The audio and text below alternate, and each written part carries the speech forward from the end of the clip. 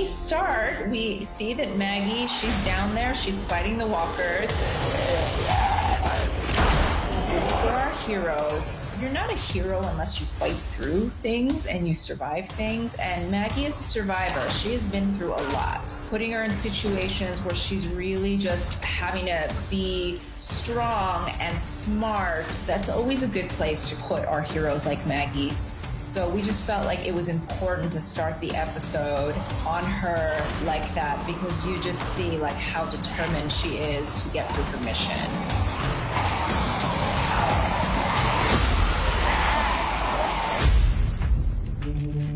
Daryl, in a lot of ways, is in this very atmospheric part of the story, but it's all important to kind of remind us of stakes and what's out there in the world. And we like this idea of showing this mural. We wanted to touch on these themes of high and low class, which go throughout the season. At the top of the mural, you see this family wearing crowns, and then Daryl scans his flashlight down, and you see it's the same family, and they're still wearing the crowns, but they're now homeless, and they're looking for food.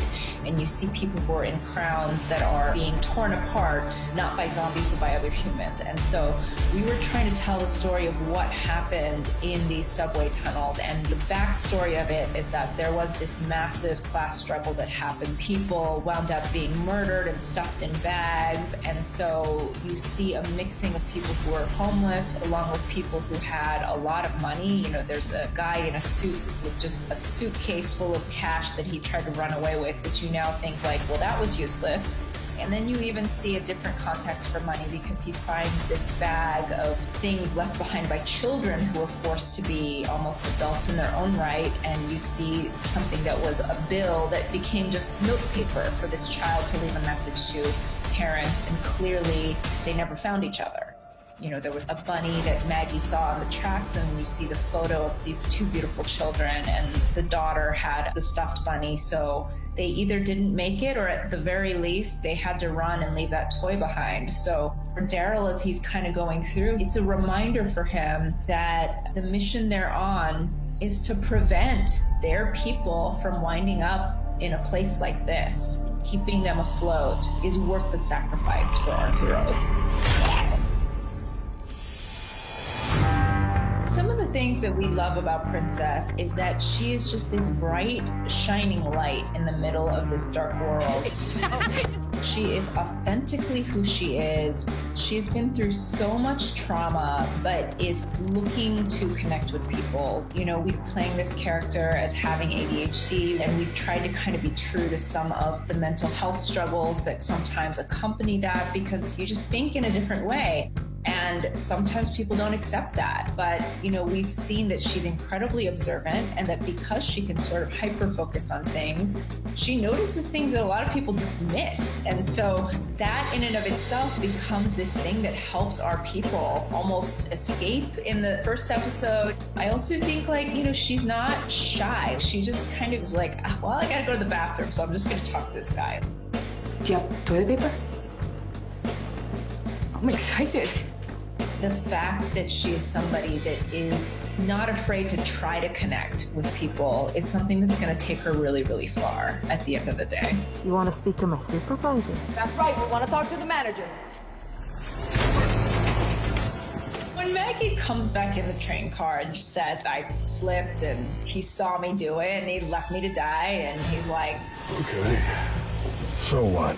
That's just Negan. I don't think he feels a lot of shame about like the things that he does as a survivor. And I think he's always been oddly a straight shooter. He pretty much tells you who he is and what he thinks. And he tells every person what he thinks of them. Like a lot of times, like he can be a real bully at times, like to people, and just kind of call them names and things like that. I'll tell you what I'm here, man, Teds. I'm real close to shoving a gag in your mouth. Well, why don't you get up on your little tippy toes and try? There's definitely no not knowing where you stand with Negan. Hey, this one seems a bit looser. Sasquatch, give me a hand. In the scene with Gage, we felt that it was really important to come to a point in this story where a horrible decision had to be made. Gage is so young, I mean, the guy is kind of a jerk. He was part of the group that was bullying Lydia at Alexandria. He was sort of complicit in this attack on her. But we thought, like, you know, somebody like that who's still kind of young and growing, he's out on this mission because he wants to try to help and try to redeem something. But he made some bad choices once again. Gates! He took our supplies. He runs off at the first opportunity and he takes supplies with him. When he comes back, our people would have let him back in if they could have. But I think when they look at the math of, like, you've got a herd of zombies coming after you, you were a coward. If we let you in, now we're gonna use our ammo, we're gonna use our energy. You might die anyway, and we might all die. I think that Maggie kind of looks at that and she thinks like a general and goes like, you're an acceptable loss in order for the rest of us to go on. But that doesn't make the decision any nicer or easier, because he also takes his moment to kind of say, F you, like, if you're gonna do this, then you're gonna watch me turn in front of you. Like, that's what's gonna happen.